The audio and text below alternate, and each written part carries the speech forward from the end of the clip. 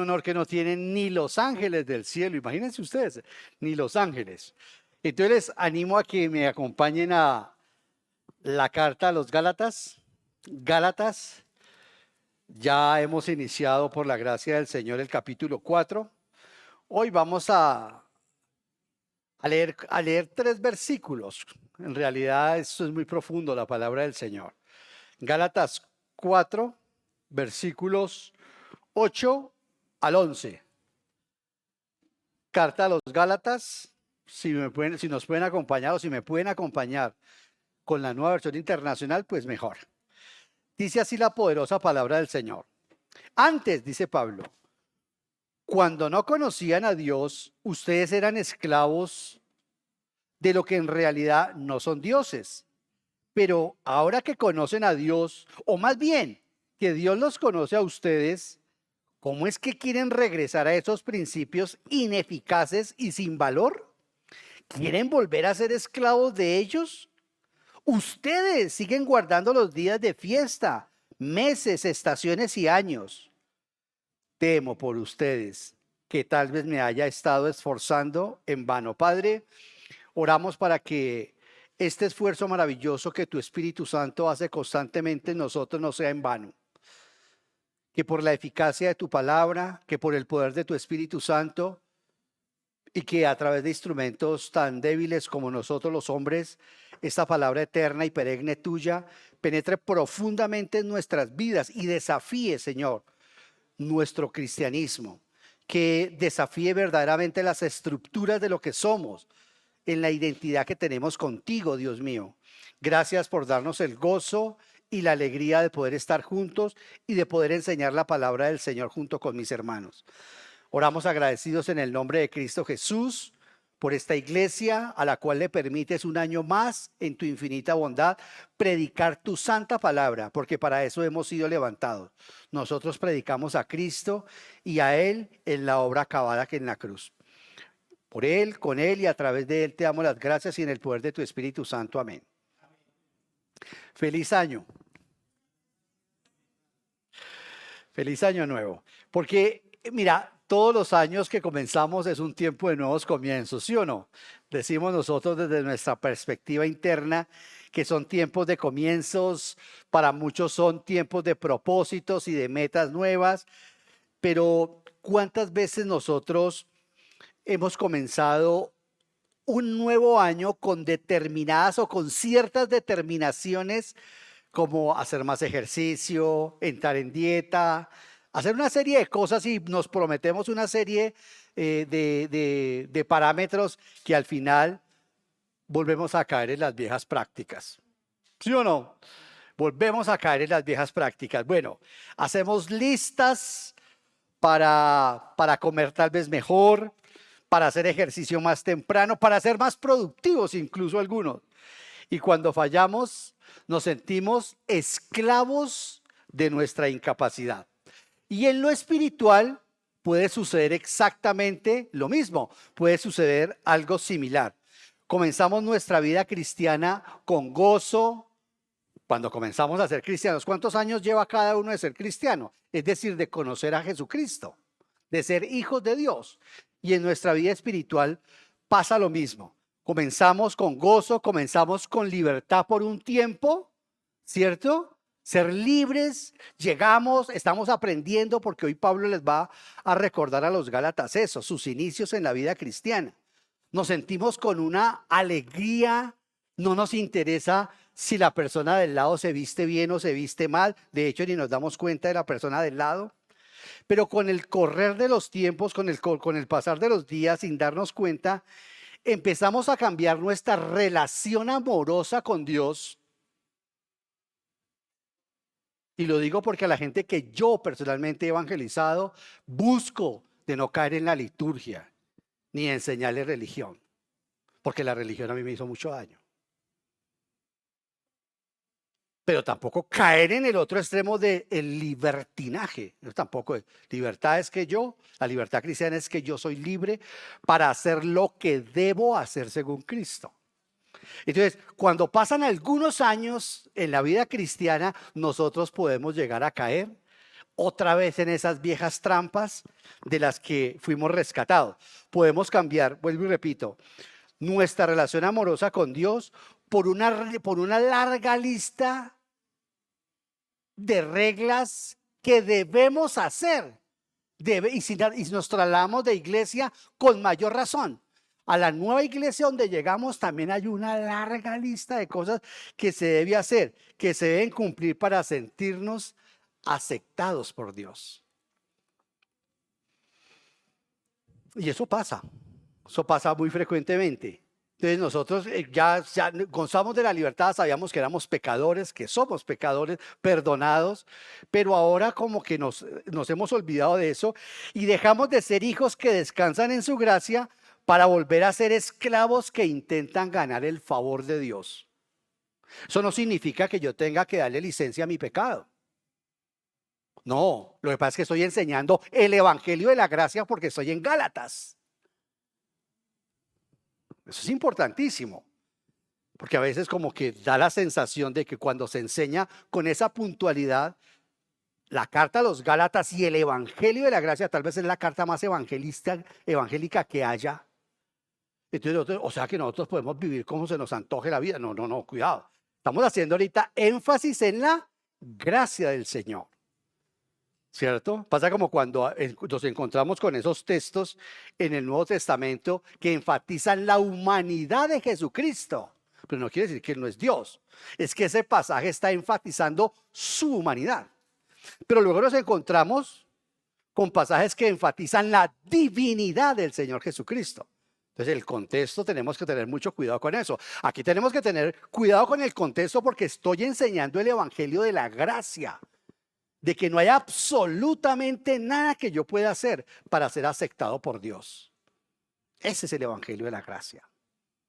Para mi salvación, para mi santificación y para mi glorificación. Yo lo único que tengo es que creer. Entonces, que quede claro ello. Porque nosotros estamos bajo la ley. ¿Cuál ley? La ley del amor, la ley de Cristo. Y hay que estudiar de qué se trata la ley del amor. No es que la ley del amor signifique que Dios me da licencia para todo, cuidado con eso. Entonces, hay que tratar también de tener ese equilibrio. Entonces, acá, hoy en este inicio de año, queridos hermanos, la palabra nos confronta con una pregunta poderosa y es el título de nuestro mensaje. ¿Vives como hijo amado o como un esclavo obligado? ¿Vives como hijo amado o como un esclavo obligado? Imagínense que nuestros hijos en la casa tuvieran que estar pidiendo para entrar al baño, pidiendo permiso para entrar al baño, pidiendo permiso para para tomar café, leche, yo no sé qué. Eso no lo hacen, no sí lo hacen. Llegan, pues hay libertad, son hijos, no van a desperdiciar nada, van a estar consumiendo lo que hay, todo, ¿cierto? Bueno, nosotros en Cristo somos hijos de Dios y debemos entender y saber cómo vivir dentro de la gracia. Tampoco podemos dejar el grifo de la llave abierto, ni la llave del gas abierto, ni no me importa que las luces estén encendidas. No, tampoco.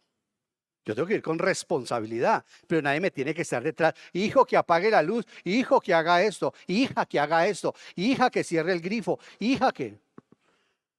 Porque entonces no está viviendo dentro de la gracia en la libertad del hogar. Entonces, nosotros tenemos que entender eso. Y este pasaje que acabo de leer del versículo 8 al versículo 11, aquí Pablo nos habla del peligro, iglesia, de retroceder en la vida espiritual. Conocer a Dios, ¿cierto? Que en el sentido bíblico es tener una relación íntima. ¿Sí? ¿Usted conoce a Dios personalmente? Es un lenguaje que empleamos frecuentemente los cristianos, ¿cierto? Es decir, ¿usted conoce a Cristo de manera personal e íntima? No, yo no lo conozco así. Bueno, ven, yo te invito, te cuento algo de la obra que Cristo hizo en la cruz. Te digo que Dios quiere tener una relación íntima y personal contigo a través de Jesucristo. Los que he tenido el honor de evangelizar, yo les he hablado de esa manera. Dios quiere tener una relación, no una religión, una relación íntima y personal contigo a través de Jesucristo. Por eso la relación marital, la de esposo y esposa, Dios la diseñó con el propósito de que nosotros entendamos la relación íntima y personal que Él quiere con nosotros. Por eso la relación íntima y personal acabará en la nueva dispensación. Nuestra vida íntima sexual, Dios la diseñó para que tuviéramos un atisbo de la relación íntima y personal que Él quiere que tengamos con Él. Por supuesto me estoy refiriendo dentro de lo afectivo, dentro de lo hermoso, lo delicado y lo único que es esa relación como pareja. Dentro de la divinidad y la belleza de la sexualidad marital. Digamos que esos vestigios Dios quiere, esa es la palabra conocer, y conoció a Adán, a Eva. Entonces, ¿para qué? Para trabajarlo en el Nuevo Testamento. Conocer, nosotros necesitamos conocer de manera personal e íntima a nuestro Señor. Y ahí sí decimos que lo conocemos como nuestro Padre. Es una relación cercana. Entonces, este conocimiento de Dios íntimo y personal debe llevarnos, dice Pablo aquí a los Gálatas, a tener libertad, no a someternos a principios. Reina Valera dice a los rudimentos que antes teníamos en el mundo. No toque, no haga, no diga, una cantidad de cosas que ocurrían en el mundo. Vamos a estar exponiendo eso. Dice el apóstol Pablo, porque esos rudimentos no tienen poder para salvar o santificar a nadie. Y yo temo, y por eso me parece tan oportuno la exposición de los Gálatas, que a nosotros los cristianos evangélicos nos puede ocurrir un tanto. Ya después de un tiempo empezamos también como a correr rápidamente hacia las cosas religiosas, especialmente con nuestros hijos, especialmente con la gente que Dios pone al cuidado del discipulado. Nos volvemos religiosos, caemos en las apariencias. Eso es proclive, nosotros se nos olvida de dónde nos sacó el Señor, por lo menos a mí, de dónde me sacó. Entonces, también tendemos nosotros a estar, ¿cómo diríamos?, externalizando nuestra fe, estando mostrando nuestra fe de una manera evidente a los demás, pero muchas veces no es una verdadera fe, sino que realmente son apariencias, donde el cumplimiento reemplaza la confianza. Ah, no, si usted no va a la iglesia, yo tampoco vuelvo por allá. Me van a preguntar que por qué no vino usted a la iglesia. ¿Y yo qué les voy a decir? Lo veo que preguntar a Ovidio y el esposo. Entonces, ¿qué le digo? ¿Miento y voy a tomar la cena del Señor? Nos volvemos así. Nos volvemos gente de apariencia. Nos volvemos gente de liturgia. Y somos proclives a caer en eso. Entonces, queridos hermanos, es impresionante eso porque yo quiero aplicar esos principios para nuestro tiempo. Y es una insensatez, querida iglesia, cambiar la libertad de la afiliación que tenemos con el Señor por la esclavitud de las obras. O si su hijo ya es libre, o su hija, o su esposa y su esposo, no vino, no sé por qué no vino. No quiso venir, se quedó en la cama. Estoy poniendo un ejemplo ahí como sencillo. Porque es que nos volvemos gente de muchas apariencias. Y en nuestras iglesias, como son tan pequeñas, a que sí que es fácil caer en eso, en la liturgia. Entonces, mire lo que el apóstol Pablo, esa es la sinopsis de lo que vamos a estar mirando hoy. Y Pablo dice que esos Gálatas se vuelven esclavos de lo que no es. Vea el versículo 8, léalo conmigo. Dice, antes de que los Gálatas fueran cristianos, voy a hacer el estudio exegético, o aquí la precisión exegética. Antes, porque los Gálatas eran gentiles, no lo olvide, iglesia. Los Gálatas no eran judíos. ¿Me están siguiendo, hermanos? Los Gálatas no eran judíos, eran gentiles como usted y como yo, que vivíamos en el mundo. Y Pablo llegó a Galacia y les empezó a evangelizar a esta gente gentil. Usted y yo somos gentiles. Ahora hemos recibido a Cristo, nos hemos convertido en iglesia, gentiles de la iglesia. Estos Gálatas eran gentiles paganos, igual que nosotros, y que ahora habían sido convertidos al cristianismo. Eso es muy importante entenderlo. Y Pablo les dice, antes, cuando no conocían a Dios, los judíos sí conocían a Dios. Los judíos sí conocían a Dios, porque ellos tenían la religión verdadera. Ellos tenían la religión verdadera. La única religión verdadera que ha existido es la judía. ¿Por qué feneció? Porque no vieron la revelación suprema que fue Jesucristo. Como lo vamos a ver hoy y la próxima semana, ellos se quedaron en sacrificios. Dios quiere sacrificios, pero Él los ordenó. Al fin, entonces, porque hay contradicción ahí. No fue Dios quien ordenó los sacrificios. Y entonces, ¿dónde quedamos? Vamos a verlo hoy. Voy a decir que alcanzo a llegar ahí hoy. Entonces dice Pablo, cuando no conocían a Dios, ustedes eran esclavos de lo que en realidad no son dioses, igual que nosotros.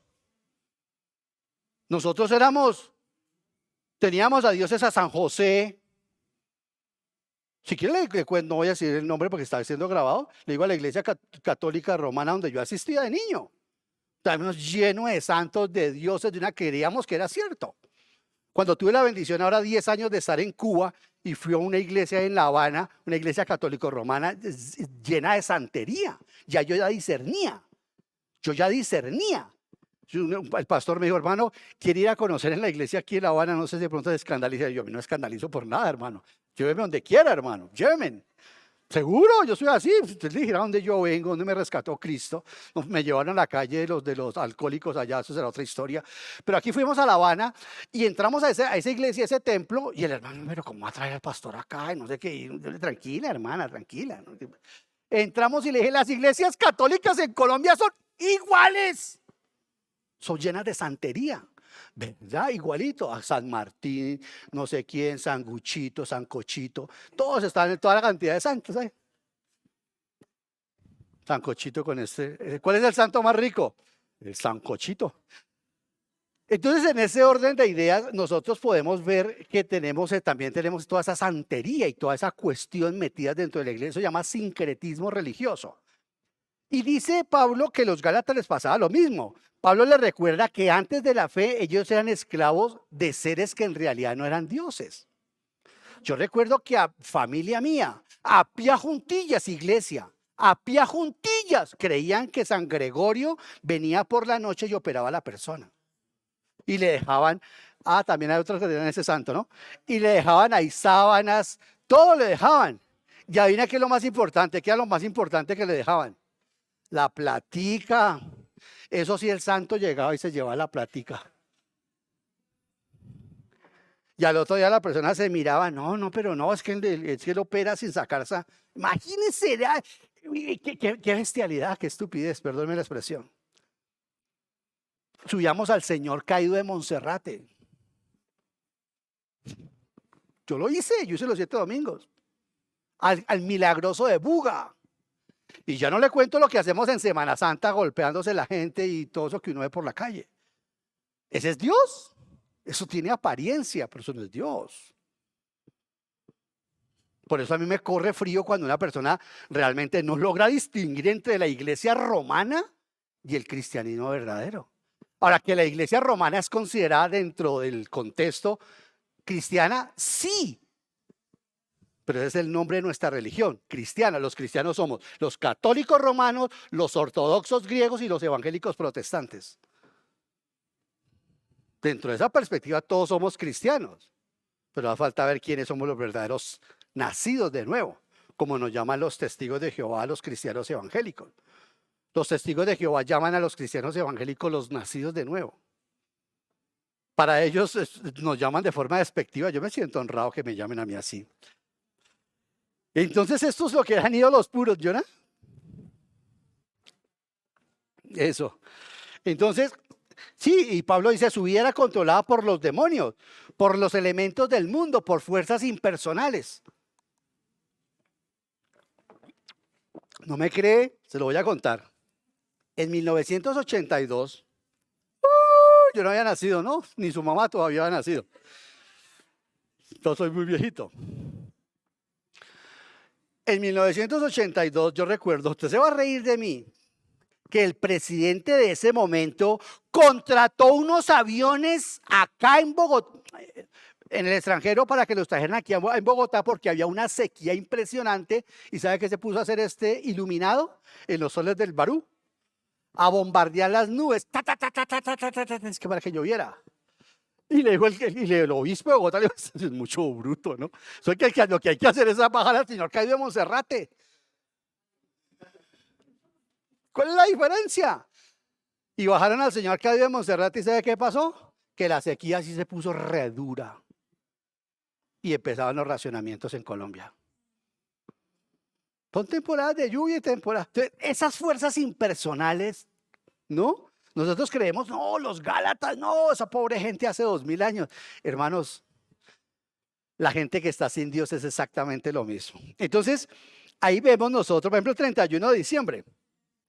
31 de diciembre estaba yo mirando la pantalla y salió David Fernando. Y digo, uy, aquí hay una, están pasando unos con maletas. Yo decía, pues, nos reímos. Pero en serio, no puedo creerlo. Están pasando con maletas. Y nos animamos pues sí. Ya no corrían como en años anteriores, Dani sabe que es cierto, ya no corrían como en años anteriores, sino que ya pasan, ya no les da pena, lentamente para que toda la cuadra los viéramos. Con sus y todos jalándolos, acarreando el equipaje, las maletas. Para viajar, para estar viajando todo el año. Entonces los que están cansados de viajar escondan esa maleta ese día. Hermanos, al igual que los corintios, los gálatas, nosotros en otros tiempos nos dejábamos arrastrar por las influencias de adorar ídolos, que no son nada, ídolos que no son nada, dice el apóstol Pablo, y que en el peor de los casos, atención, oído la caja, y que en el peor de los casos a veces detrás del ídolo se hay demonios. No tenemos que caer tampoco en ese movimiento de que todo lo que se mueva, cerdos en la casa, el libro que escribió este norteamericano, cerdos en la casa, toda cosa, en todo lado ven un demonio. No, hay que ser serios. Hay que ser, seamos serios. En todo lado ven un demonio, andan, reprendan. Un pequeño paréntesis, aunque yo ya se lo enseñé cuando enseñé Efesios en la guerra espiritual, a los demonios no se pueden reprender. Usted ni yo tenemos autoridad para eso. Quienes tenían esa autoridad eran los apóstoles, número uno. Y número dos, lo que nosotros tenemos es que acogernos al Señor Jesucristo.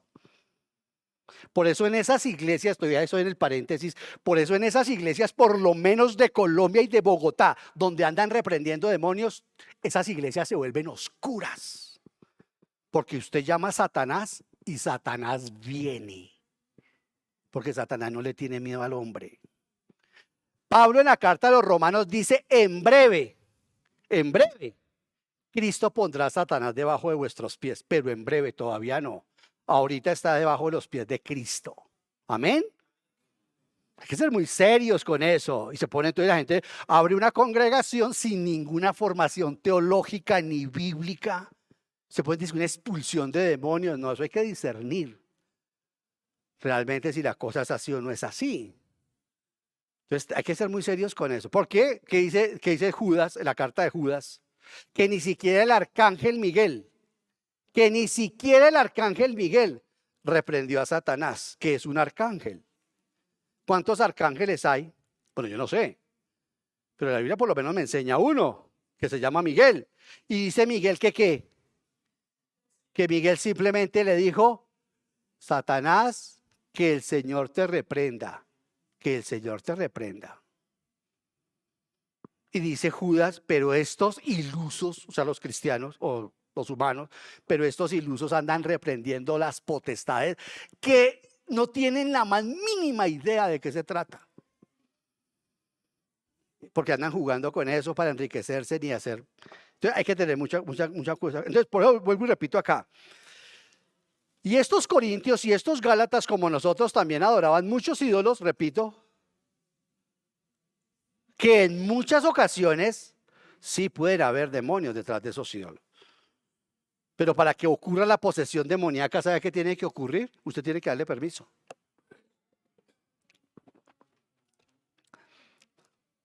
Yo me acuerdo allá cuando estaba uno comenzando y empezaban en estas mega iglesias dizque a reprender al diablo.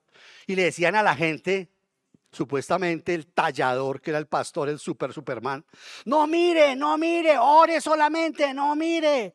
Como si los demonios se pasaran por ósmosis. Es que hay mucha ignorancia, queridos hermanos. Y por eso Pablo explotaba y estallaba. No, que los demonios se pasan por ese lado, los demonios se pasan a través del consumo desenfrenado de la pornografía, de llamarlo, de estar jugando con la ouija, de abrir a partes espirituales. Ellos llegan. Usted abre todo lo que sea, barajas, tabaco, todas esas cosas, te llegan allí. Fumar, te llegan ahí, eso sí, en esas cosas están ellos. Ahí la sección de brujería que tenemos en el segundo libro de Samuel, con la bruja de Endor, con Saúl que fue a consultar a la bruja. Entonces, todo eso es cierto y ahí sí llega, ahí sí los demonios llegan. Entonces, tenemos que ser muy sabios. Entonces, recordemos, querida iglesia, nuestra vida anterior. Recuerde lo que era cuando no era creyente, antes de que experimentáramos la salvación de Jesucristo. Es lo que está llevando el apóstol Pablo a considerar a sus Gálatas. Acuérdense cómo eran antes de conocer la experiencia en el Señor Jesucristo. Dice, hay dos cosas que el incrédulo tiene, para que usted sepa si una persona es creyente o no es creyente. Hay dos rasgos distintivos del incrédulo. Primero, el incrédulo no conoce a Dios de manera personal e íntima. No lo conoce. Oído, eso no es una obviedad. Pues esa obviedad que parece una perogrullada, para mucha gente parece que no es importante. Porque hay gente que no ha experimentado a Dios de manera íntima y personal. Olvidamos que nuestros hijos que no se han bautizado, que más que bautizarse, que realmente han tenido un encuentro con Jesucristo, son pequeños paganitos, son incircuncisos. A veces no, que son tan tiernos, pues son tiernos, pero son paganitos. No son todavía creyentes, no conocen a Dios de manera íntima y personal. Pero ya los grandes, el incrédulo, y segundo, el incrédulo sirve a dioses falsos. Generalmente al Dios del fútbol, al Dios del deporte, al Dios de eso, al Dios de la música, al Dios del tal, al Dios de allá, atrás, porque el hombre necesariamente, dijo San Agustín de Hipona, bueno, eso lo dice la Sagrada Escritura, lo que pasa es que lo sistematiza Agustín de Hipona. Dice Agustín de Hipona que el hombre tiene un hueco en forma de cruz en su corazón que solamente puede ser llenado por Dios. Muy bonita, una forma poética de expresar ese concepto teológico. Y es cierto, porque el corazón del hombre fue hecho para adorar. Por eso el hombre es incurable. Adora la música, adora a las mujeres, adora el sexo. El hombre es adora. Él tiene ese adorador. Adora a los caballos, adora a los gallos, adora el juego. Todo lo quiere adorar. Porque fuimos hechos de esa manera. ¿Cierto que fuimos hechos así? ¿Cuándo dejamos nosotros de hacer eso? Cuando encontramos al objeto verdadero de nuestra adoración, que es el Señor Jesucristo. Por eso, porque Dios hizo y diseñó para que en un momento determinado Dios se iba a hacer hombre y adoráramos a un hombre. Por eso cuando no lo conocemos a Él, adoramos a esto, adoramos a aquello, adoramos ídolos. Ya ustedes recordarán allá en Israel, cuando Israel empezó a pedirle a Aarón, necesitamos los dioses de Egipto, necesitamos adorar a algo, no sabemos qué pasó con ese Moisés, ¿recuerdan? Necesitamos adorar. Y Moisés dijo, y Aarón dijo, bueno, está bien, vengan, ¿qué hacemos? Hicieron un becerro, porque el hombre necesita adorar algo que vea. El hombre necesita adorar algo que vea. Por eso en el Antiguo Testamento, no me voy a meter ahorita en teología propia, por eso en el Antiguo Testamento los judíos trabajaban el Dios visible y el Dios invisible. Que en el Antiguo Testamento se empieza a ver a Jesucristo, el Dios visible, que un día se iba a hacer visible. Cuando usted vea a Dios invisible en el Antiguo Testamento es el Padre, Yahvé Padre. Cuando usted vea a Dios visible, Yahvé es Yahvé Jesucristo. Eso te lo enseña la teología propia. Entonces, queridos hermanos, veamos la dignidad de ser conocidos por Dios. Versículo 9. Dice el apóstol Pablo, pero ahora que conocen a Dios, mira ese giro relacional. Ustedes cuando no conocían a Dios, ahora mire el giro relacional. Ahora que conocen a Dios, Pablo está diciendo, su ignorancia o la ignorancia que tenían del Señor había sido reemplazada ahora por un conocimiento personal, experimental del Dios verdadero. ¿En usted no ha pasado eso también? Claro. Mi Dios más fuerte, ¿sabe cuál era? La Virgen María. Y cuando los evangélicos trataban de evangelizarme a mí y decirme que yo adoraba a María, yo lo negaba diciendo, no, ya no es diosa.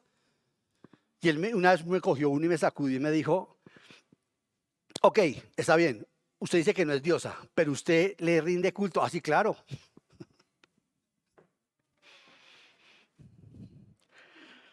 Otra manera de decir, deme por favor en una ánfora repleta del líquido perlático. Por favor, ¿me puede dar el líquido perlático en una ánfora de la consorte del toro? O sea, un vaso de leche.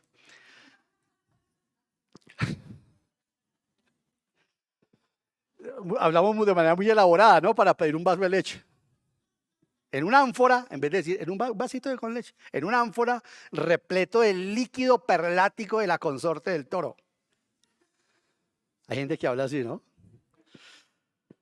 Entonces lo que nosotros necesitamos, queridos hermanos, es recalcar que tal conocimiento, ahora que conocemos a Dios, ahora que nosotros realmente hemos tenido y tenemos una relación íntima y personal con Dios, necesitamos discernir la clase de dioses que tenemos. ¿Por qué? Porque nosotros a veces decíamos y pensábamos y tenemos incluso una cantidad de cosas que compiten en nuestro corazón con Dios. Y en el Antiguo Testamento el Señor le decía a los israelitas, saquen los ídolos malolientes que tienen ahí entre sus tiendas. Bueno, esa es la religión externa. La religión interna nos dice, saca los ídolos malolientes que tienes en tu corazón. Y todos tenemos ídolos. ¿O no? En nuestra vida actual, querida iglesia, se nos ha dado el privilegio de conocer a Dios, o mejor, de ser conocidos por Dios. Ese es el maravilloso privilegio de aceptar a Jesucristo como nuestro Salvador. Si yo acepto a Jesucristo como mi Salvador, llego a conocer a Dios, pero lo llego a conocer no solo de una manera intelectual, sino de una manera íntima y personal. Por eso duele, constriñe, me pega duro en las entrañas cuando uno está en consejería con una persona que ha sido nacida de nuevo, que es nacido una nueva criatura y no quiere conocer a Dios. No desea conocerlo de una forma más estrecha, más íntima. Este 2026 seguramente no haré ningún estudio más para conocer a Dios de manera más íntima y personal. Por eso me gustó lo que un predicador una vez dijo, hay mucha gente que sí quiere llegar al cielo y todos quieren llegar al cielo, pero con la esperanza de que Dios por allá no esté. ¿Qué cree usted que es el cielo? El Nuevo Testamento habla mucho del cielo, para que no pensemos demasiado en la tierra. Por eso es que habla tanto el Nuevo Testamento del cielo. Y usted, no, pero ¿para qué me va a poner a preocuparme ahorita por el cielo? Si allá en el cielo va a tenerse una eternidad para conocer el cielo. No conoce usted ni el cielo raso de su casa. No sabe qué es el cielo. Ni idea de qué es el cielo. Nosotros estamos en el cielo. Y nuestros pecados son escándalos públicos en el cielo. Salen en la primera página los ángeles vendiendo pecado de Ovidio, el pecado de Ovidio, el pecado de Ovidio. Todos los ángeles viendo el pecado mío. Nosotros estamos sentados en los lugares celestiales. Especialmente cuando llevamos este tiempo de oración. Y no son los pecados lo que nosotros creemos. Visitar o hacer o tomarse algo, comer algo, como lo vamos a ver, eso no es cuestión de comida ni de bebida el reino de Dios. Porque la pureza, la santidad, la pureza de corazón, la integridad en la conducta. Y la religión evangélica cristiana constantemente cree que el pecado está en una botella, en un licor, en una comida, en cosas. Porque la religión externa juzga así. Y vamos a ver lo que es así. Acompáñenme ahí a 9, dice, 9 dice, o más bien que Dios los conoce a ustedes. Pablo aquí da como ese retroceso y dice, ahora ustedes son conocidos por Dios. Ustedes han dejado de ser esclavos del pecado. Ustedes son y deben ser personas con un cambio en los principios ineficaces que antes teníamos. Yo digo una persona, yo fui alcohólico y yo respeto al que nunca se vuelve a tomar una gota de trago. Fenomenal. Respeto a la persona que lucha con la ludopatía y nunca más siquiera en su casa vuelve a dar siquiera un juego de dominó. Y a sus hijos no los deja ni siquiera jugar parqués. Pero el problema de la ludopatía era suyo. ¿Cómo le va a quitar el dominó a los niños?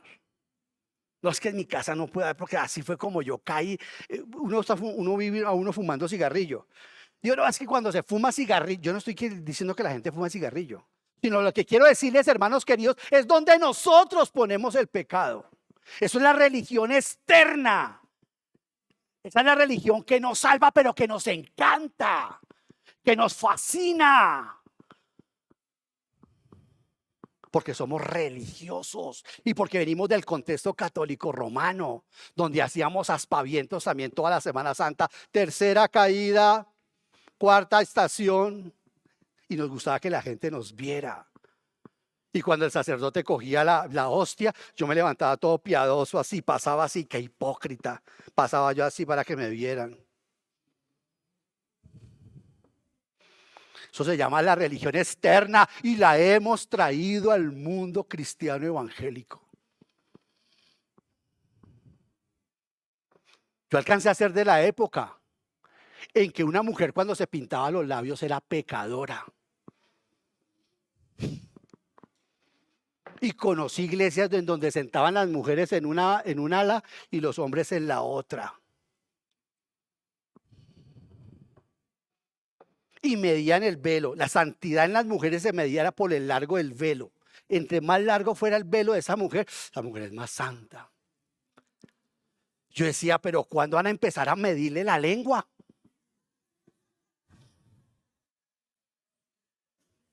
Pelo largo, falda larga y lengua.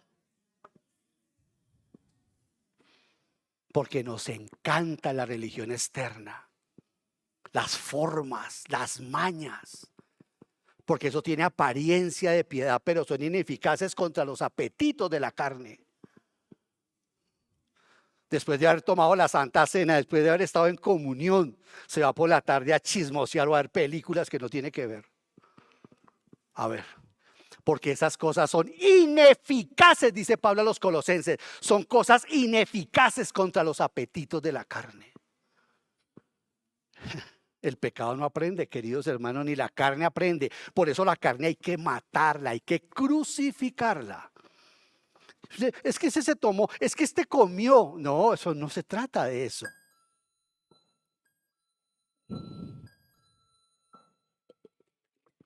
Entendí el mensaje. Bueno, voy a cambiar el tema. Que cambie el tema, me está diciendo el hermano, cambie el tema. Confirmado. Bueno, sigamos en el 10. ¿Cuánto vamos? Sigamos en el 10. Uy, sí, porque falta. Versículo 10. ¿Sí, vamos bien? Dicen, ¿quieren volver a ser esclavos de ellos? Versículo 10. Ustedes siguen guardando los días de fiestas. Los días de fiesta, meses, estaciones y años. Y nosotros decimos, pero esos son los Gálatas. Vamos a ver si son los Gálatas. Por eso esas iglesias evangélicas, hiperiglesias, aprovechan desde el punto de vista de la psicología organizacional todo ese trasfondo que uno trae para seguirlo encadenando a través de ayunos, de oración, de reprensión, de dependa aquí de la iglesia, de este hermano tiene la unción. Ya como aquí como ya no hay papas, hay apóstoles superdotados. Ya como no tenemos nosotros obispos ni arzobispos, tenemos profetas. Es mentira. Y la hermana Soy la Lora de Iglesias es la nueva pastora. Entonces, bien lo que el apóstol Pablo está diciendo aquí. Los días aquí se está refiriendo a los sábados. ¿Me está siguiendo, querida iglesia? Se está refiriendo al día del perdón. A eso se está refiriendo. Usted puede ver eso rápidamente o lo puede ver detenidamente, perdón, en su casa. Aquí se está refiriendo Pablo al sábado, al día de perdón, a los cuales, querida iglesia, digámoslos de paso, en el Antiguo Testamento, el día del perdón, la expiación, esas cosas en el Antiguo Testamento y mucho menos ahora son medios de salvación o de santificación. Y ahí vamos a conectar con lo que dije hace rato, el tema de los sacrificios. Porque ahorita nos llevó Fernando a leer Hebreos 9. Y ahí en Hebreos 10 dice que Dios no le gustan los sacrificios. ¿Cómo que no le gustan los sacrificios? A Dios no le gusta. ¿Usted cree que Dios se goza que matemos los animalitos?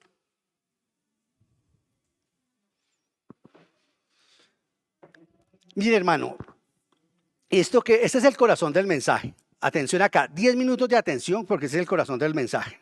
Y creo que para el resto de su vida.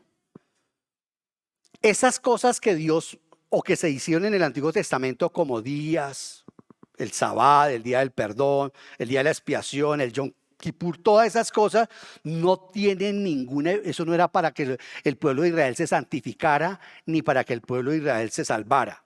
Hubo gente ahorita el 31 de diciembre, en este 31 de diciembre, hace menos de una semana, bañándose con hierbas y haciéndose riegos. Otros comprando espigas y renovando algunos la mata de sábila, que ha estado marchita. ¿Por qué está marchita? Porque me salvó de toda una cantidad de mala suerte. Hermano, porque usted no le echó agua. Somos locos. Si es que somos iguales de agoreros y hemos sido salvados de esas cosas. Si usted tiene una matica de sábila, téngala, pero téngala porque huelen, no sé, porque eso es bueno, eso es bueno para la salud. Pero no la tenga con cosas espirituales. Acompáñenme, y creo que nos vamos a quedar ahí, acompáñenme rápidamente a Números. Los que tienen Biblia se van a dar un gozo maravilloso porque en su Biblia van a ver a qué me refiero. Vayamos a Números, capítulo que dije, no he dicho, 28. Veamos Números 28 para entender un poco de lo que estamos hablando. Números 28. En su Biblia física va a encontrar algo que el título que dice, el calendario litúrgico. Eso no me encanta, todo lo que huele a liturgia me encanta. A mí no. Yo le cambio a usted la liturgia por la ética. A mí la liturgia me empieza a acomodar. Esos olores tan santos no son para mí, mejor dicho. Mira, calendario litúrgico.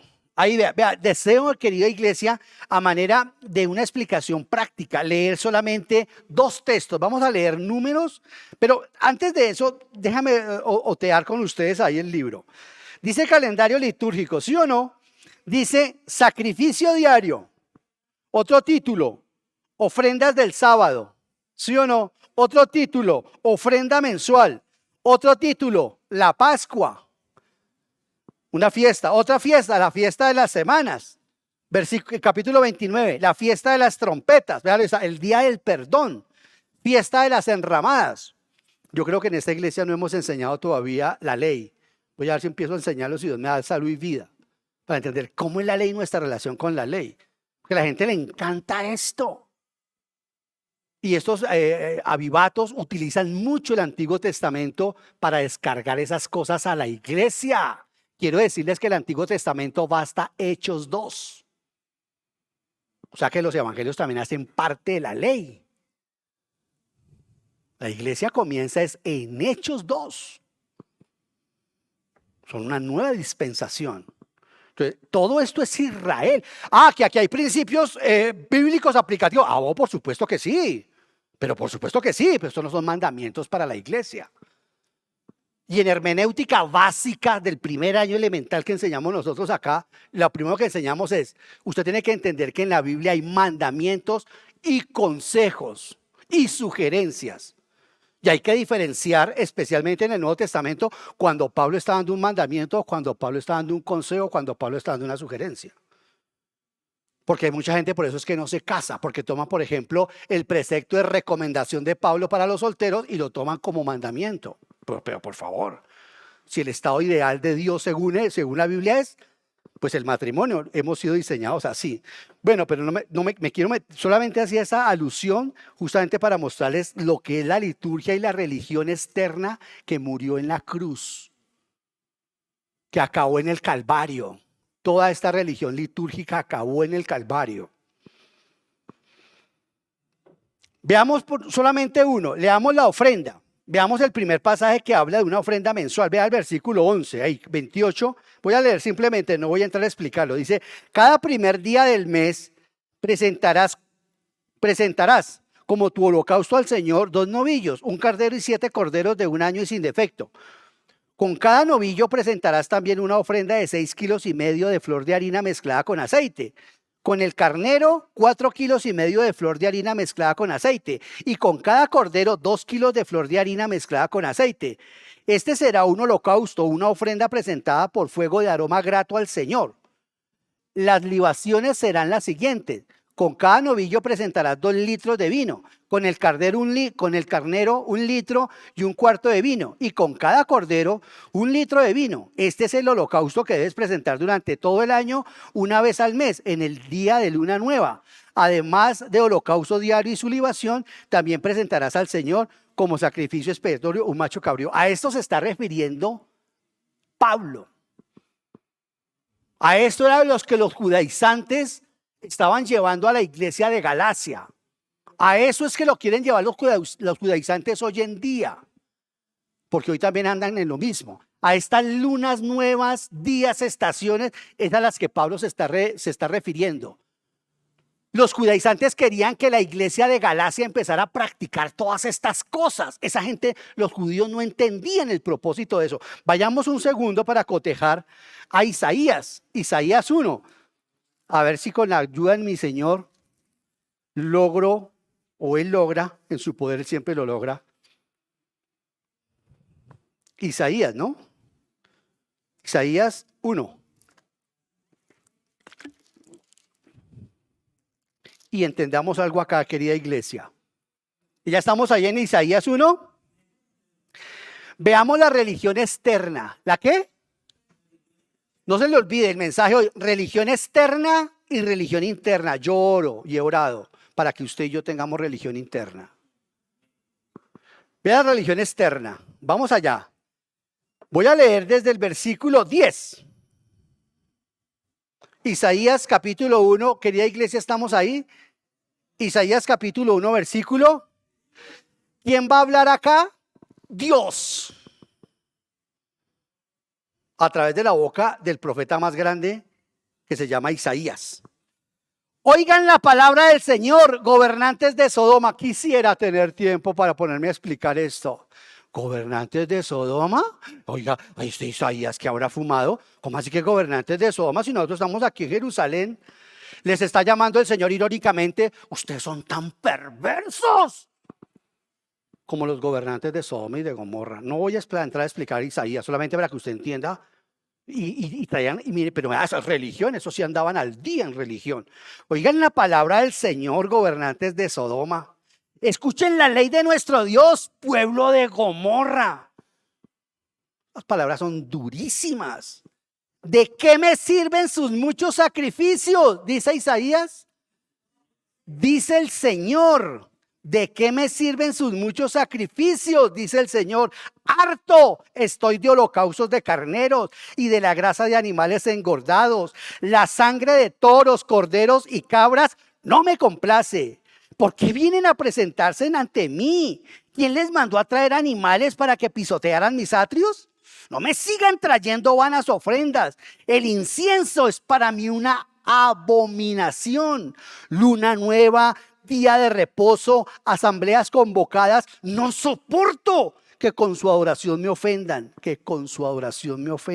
Increíble. Yo aborrezco sus lunas nuevas y festividades. Se me han vuelto una carga que estoy cansado de soportar. Cuando levantan sus manos, yo aparto de ustedes mis ojos. Aunque multipliquen sus oraciones, no las escucharé, pues tienen las manos llenas de sangre. Lávense, límpiense, aparten de mi vista sus obras malvadas. Dejen de hacer el mal, aprendan a hacer el bien, busquen la justicia y reprendan al opresor. Aquí el opresor, ¿quién sería el opresor? El gobernante de Israel. Y atención, porque esto es para nuestro país, para nosotros mismos. Busquen la justicia y reprendan al gobernante opresor. Aboguen por el huérfano y defiendan a la viuda. Ay, el Señor nos salió de izquierda. Aboguen por el huérfano y defiendan a la viuda. Vengan, pongamos las cosas en claro, dice el Señor. Son sus pecados como escarlatas, quedarán blancos como la nieve. Son rojos como la púrpura, quedarán como la lana. ¿Están ustedes dispuestos a obedecer? Comerán entonces lo mejor de la tierra. Se niegan y se rebelan, serán devorados por la espada. El Señor mismo lo ha dicho. Gloria a Dios que esto es para Israel. Pero el principio subyace para nosotros. Mire lo que es la religión externa, queridos hermanos. Los sacrificios para esta gente, a ellos les encantaba. ¿Quién mandó que hicieran sacrificios? Dios en la ley. Y a los judíos les encantaba. Porque si contrastamos estos dos sacrificios, uno ve aquí las ofrendas y las fiestas solemnes de las que está hablando Pablo en Gálatas. Y eso también para nosotros, ahorita lo veremos en la aplicación. Queridos hermanos, si usted medita conmigo en Números 28 y en este de Isaías, hay algo muy llamativo y aplicable para nosotros. Hermanos, es imposible, aquí sí viene el principio de aplicación para usted y para mí. Es imposible sobornar a Dios con nuestras buenas obras. Notemos que fue Dios mismo quien instituyó estos sacrificios y que ahora en Isaías los llama aborrecibles. ¿Por qué este cambio? Ahí está en el versículo 15 al 20, porque él ama es la religión del corazón, la interna, versículo 15. Cuando levantan sus manos, voy a ir desde el segundo, dice, desde el 16, lávense, límpiense, aparten de mi vista sus obras malvadas, dejen de hacer el mal, en una palabra, arrepiéntanse. ¿Qué quiere el Señor? ¿Sacrificios? ¿O quería que la nación de Israel aprendiera a hacer el bien, a defender a la viuda, a socorrer al huérfano? Y estamos aprendiendo el libro de Santiago. Y ya pasamos por ahí por el libro de Santiago donde decía, la religión pura y sin mancha es esta. Visitar a las viudas en sus calamidades y socorrer al huérfano. Esa es la religión que a Dios le gusta. Y se está acabando la Biblia. O sea que para Dios sigue siendo lo mismo. Son esas las obras y la religión que Dios quiere. Los judíos eran felices sacrificando animales. Eran felices llevando adelante estos rituales porque ellos amaban la religión externa, pero no les importaba la religión del corazón. Es decir, la verdadera espiritualidad, eso no les importaba a ellos. Por eso nunca pudieron ver a Yahvé cuando apareció en chancletas. ¿Qué va a hacer este Dios? Ellos no les importaba la verdadera espiritualidad. A ellos les encantaba todo el ritual, pero sus vidas no cambiaban, no se arrepentían. Es decir, no cambiaban de dirección sus malos caminos y su conducta era, como lo acabamos de leer, pervertida, asesina y corrupta. ¿Será cierto que hay cristianos que caen en pecado sexual y la solución que hay en esas iglesias es que la niña aborte por el pecado del que dirá la gente en la iglesia cuando se enteren que mi hija está sin casarse y apareció embarazada? ¿Era cierto, hermano? Los judíos alardeaban de tener la verdadera religión, pero en realidad no había una verdadera sinceridad en su corazón para con Dios y para con sus hermanos. Y aquí sí están. Aquí sí subyacen principios para nosotros. Vemos por qué Pablo con esta radiografía de Isaías, con este electrocardiograma del corazón de Israel, sufre el propio corazón del apóstol para que sus gálatas no caigan en el judaísmo.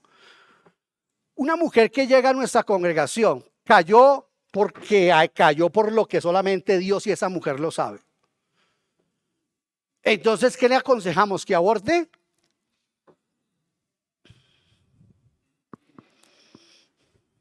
El muchacho, el hijo de la creyente que cayó en droga o cayó en el quebranto del homosexualismo, ¿qué hacemos? ¿Lo echamos? ¿Lo quemamos?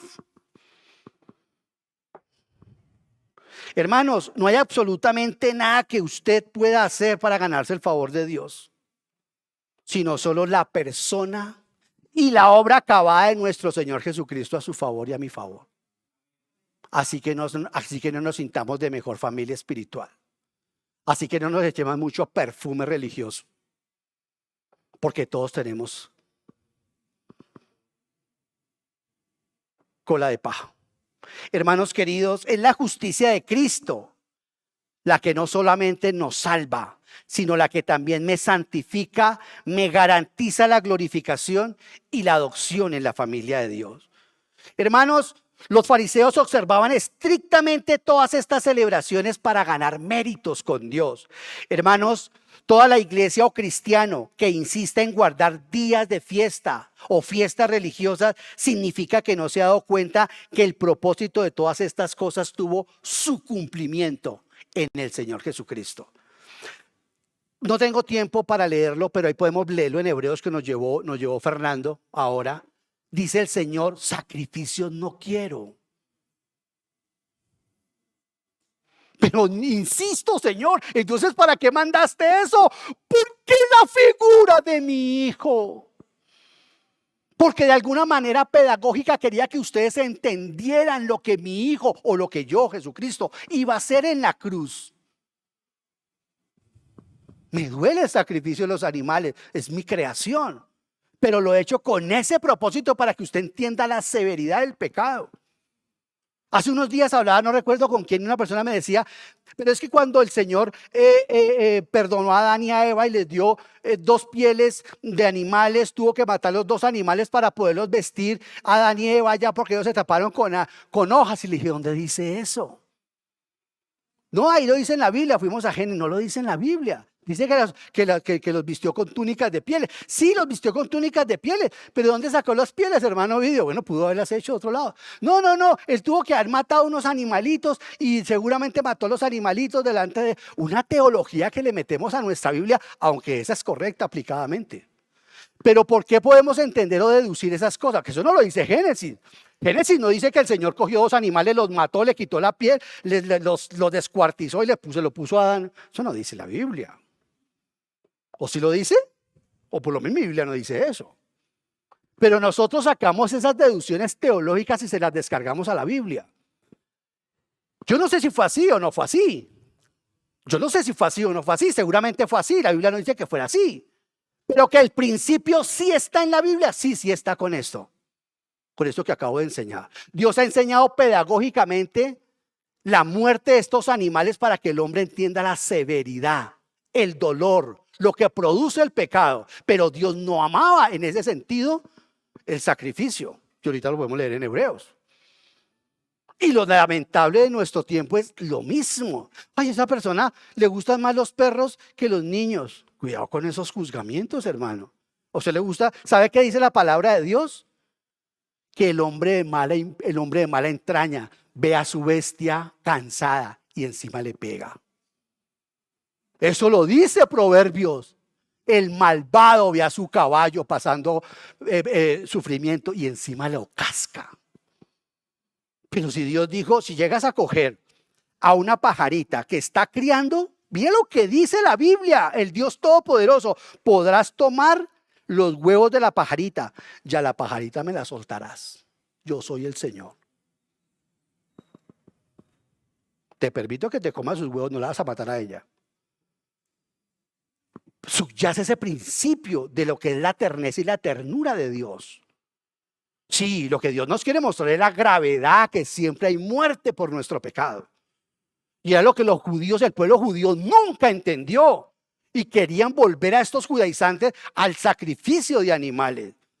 El Señor dice, ¿para qué? ¿Ustedes creen que los animales en realidad van a cubrir lo perversos que son ustedes de corazón?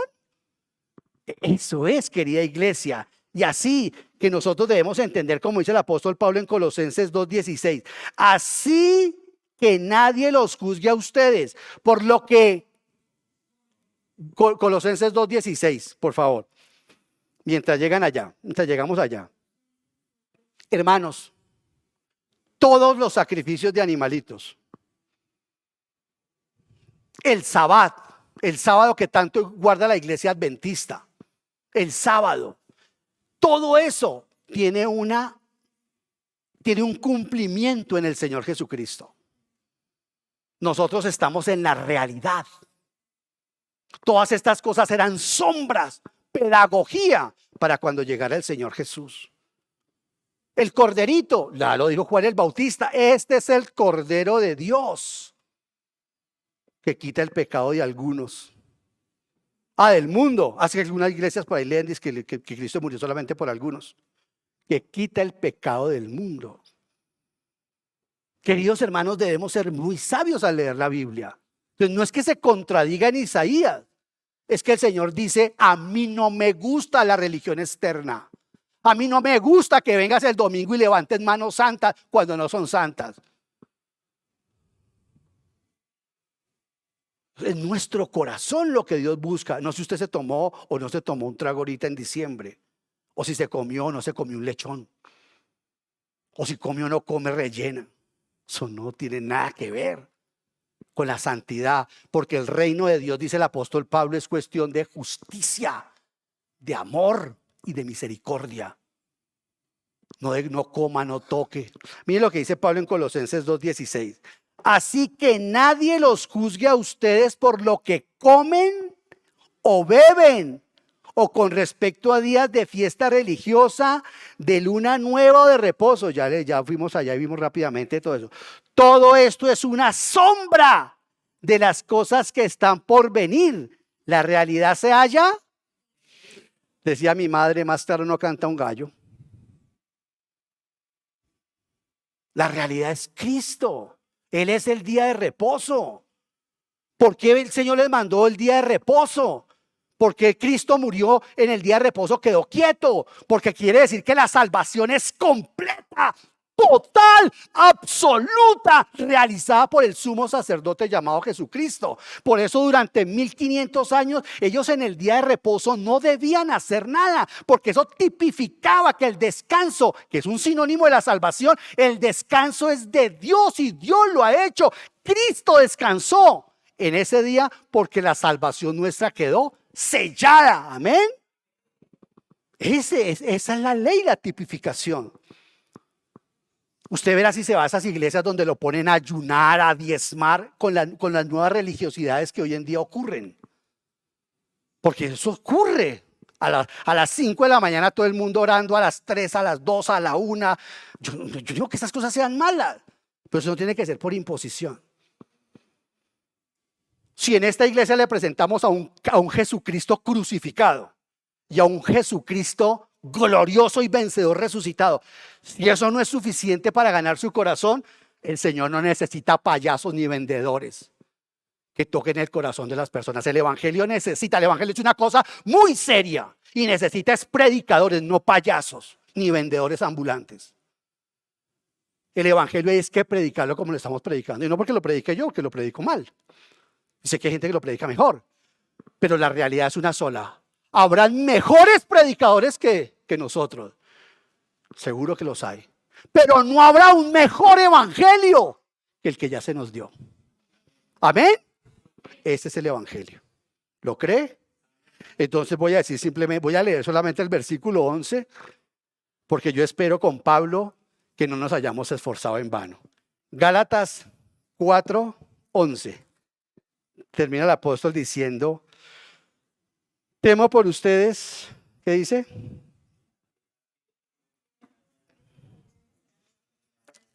Que me haya estado esforzando en vano. Queridos hermanos, es fácil fingir el cristianismo. Es muy fácil fingir el cristianismo. Externamente, queridos hermanos, es fácil fingir el cristianismo a nuestros hijos. Es fácil fingir el cristianismo a nuestros suegros, a nuestros padres, fingirlo aquí en la iglesia. Es fácil fingir el cristianismo a personas que Dios nos dio a cuidar de pronto en un curso, vida, amistad, y fingir que son. Es fácil fingirlo. Por eso mi exhortación última es que pidamos al Señor que después de escanear nuestro corazón delante de la cruz de Cristo y dejando a un lado los aspavientos religiosos que no salvan ni regeneran a nadie, que nosotros realmente veamos si no tenemos esas formas. ¿En serio usted saca a Reina Valera del 60 para enseñarle el cristianismo a su hija de 7, 10 años? No creo que esté entendiendo mucho la niña. Será muy triste si Dios nos da, como nos ha dado a muchos, un hogar, un esposo, una esposa, unos hermanos a quien cuidar, a unos menos, a otros más. Un trabajo donde dar testimonio. Bendito sea el hombre que me evangelizó. Dije, en mi empresa se dan cócteles. ¿Me puedo tomar uno? Yo sabía que me iba a decir él no, para yo poderme zafar y decir, ¿sí ve? A mí el cristianismo no me gusta. El tipo se quedó mirándome y me dijo, es responsabilidad suya no emborracharse, pero es responsabilidad suya obedecer a su jefe. Me dejó de pelo parado y ojo saltón. Es responsabilidad de uno. Ahora, yo no estoy invitando a que la gente tome, por Dios, esa no es la idea. Estoy diciéndole que esas cosas son externas y que perdemos en la generación que viene atrás, que nos ve y dice, esta gente está loca. Hermanos, aseguremos que estamos transmitiendo no solamente formas a nuestros hijos, a nuestros esposos, a nuestras esposas, a nuestros jefes, a nuestros amigos, a nuestro entorno. Asegurémonos que no estamos transmitiendo solamente la religión externa, una religión de liturgias y de apariencia religiosa que, repito, no salva y no regenera a nadie.